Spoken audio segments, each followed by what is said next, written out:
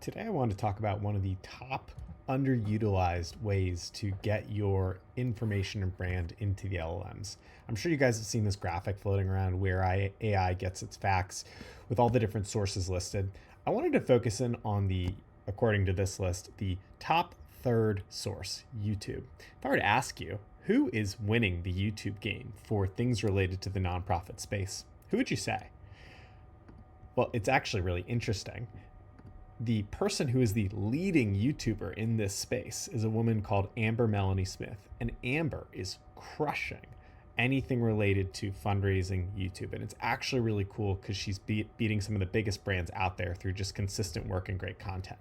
So if you search nonprofit management into one of the largest search engines out there, YouTube, which is one of the main sources of the LLMs, Amber is your top result and is who is getting cited as the top source, which is really cool for her. And when we look at her channel specifically, what's awesome to see is that she's got 84,000 subscribers, 400 videos, super consistent work over multiple years with multiple videos, netting hundreds of thousands of views. Amber is a true thought leader on YouTube related to things in the nonprofit fundraising space, which is really cool to see. This is a huge opportunity for a ton of different brands that don't spend a lot of time thinking about YouTube as a core channel. I'll highlight two really quickly. The first is a group called Arabella Advisors, which is a advising firm that helps with different types of philanthropic advising. They've got hundreds of employees, relatively large business. But when you look at their YouTube, which is one of the main sources for LLMs, there's really nothing here. It's a big missed opportunity where I'm sure they've got people speaking all over where there's an opportunity to upload those types of talks into YouTube to start getting indexed within the LLMs and also just within YouTube itself for the content that their videos are about.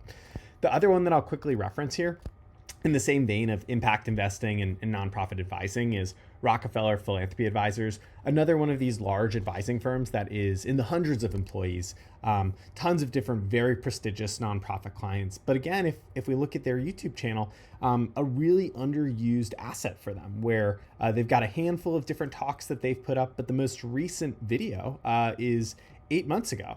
And beyond that, we're going back 2 years. So for both these businesses, there's probably a huge opportunity to take the videos they're creating and starting to leverage YouTube as a channel to get better indexed both in YouTube, but also using that to get pulled in as an LLM source, given it's so important for showing up.